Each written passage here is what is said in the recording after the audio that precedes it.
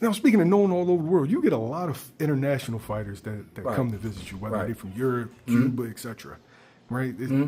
Where do you feel like that comes from? Just your history in boxing? Yeah, well, I think it come from that also, but a lot of them go up on Instagram and look on my page and see the work that I be doing with the fighters, and calling me up to them, could they come down and check us out and see, see how y'all working, see what y'all be doing and all that, and ask me, they would like to work with me like that. And I said, well, you got to come down here and let me know what you about, how many fights you got, and I got to see you working in the ring. I got to look at you, take a look at you before I even think about training you. That's what I tell them when they call me up or text me or hit me on Instagram. I say, yeah, y'all can come through, you know what I mean? But I still got to take a look at you. That's what I did with Andy Cruz. I did with Giovanni. I did with a few of them guys. When you first walked into the boxing gym, did you think that you would be here? No. I went to the boxing gym just to go over there and learn how to use my left hand, because I used to beat everybody up on an orthodox side. You know what I mean? Not on the southpaw. I mean, as a matter of fact, I used to fight on the right hand side. Yeah, right hand side. I couldn't even use my jab on my left hand, but I was beating everybody up with my right hand. So you just wanted to just be proficient in yeah, I just went over there to work out with my left hand. So you wanted to give an equal ass whooping from left side to right side. Exactly. A couple of my guys just come from jail, man. I'm gonna try you when I get out. I was a street fighter anyway. You know what I mean? So that's what happened. Once I got that left hand straightened out, it was all she wrote, man. You know what I mean? I stayed in the gym, and that was it. You've been training fighters for over 40 years. Oh, yeah, going on 50 years. Going on 50 years. Yeah. Right? Looking back at your career, what are you most proud of? I'm proud of the fighters that I have and the ones that made it, too. You know what I mean? And I saved a lot of them guys' lives, man. You know what I mean? A lot of them guys was street boys, you know what I mean? Drug pushers, cold gangsters. You know what I mean? And I saved a lot of them. Mothers used to call me up and they said, thank you, for doing what you're doing with my son. You know what I mean? You saved his life. You know what I mean? So I've been doing that for years and still doing it as of today. Wasn't charging nobody nothing. Just to keep them kids off the street, man, give them something to look up to. You know what I mean?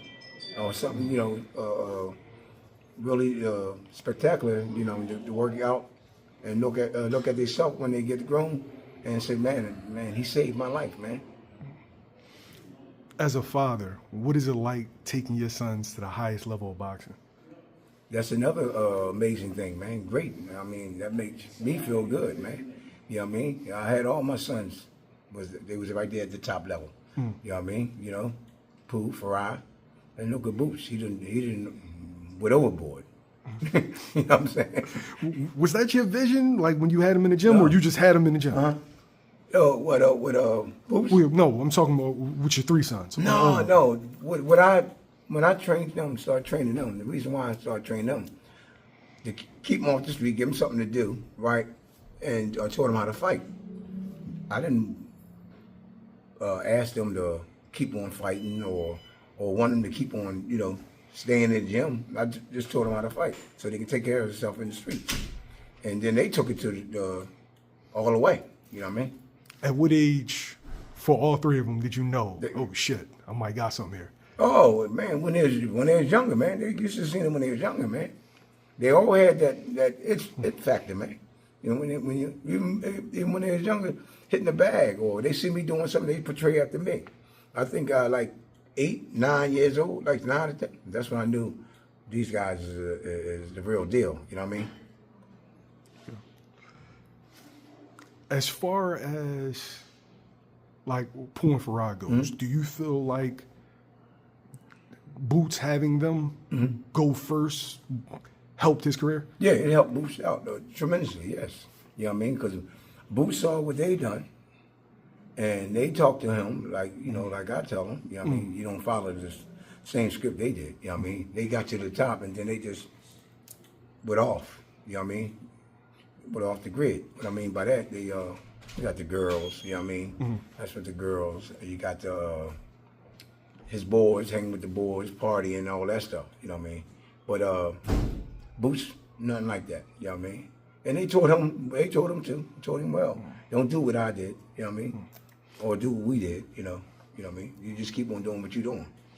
Is that easy for you now that you got two sons that already went through it? To where as though now you don't always got to be the voice. Now you can let them from their own experiences pass down wisdom. Oh yeah. I mean, we all on the same tip, though. When it comes to that, though, I tell them, Pooh tell him, Farah tell him, but I mean, you don't have to tell him no more because he done made it to the top now. You know what I mean? But he know the difference between right and wrong. He knew that from back then. But you keep on instilling it in his mind, you know, which way to go. Don't go this way, don't go that way. You got to go the right way. You know what I mean?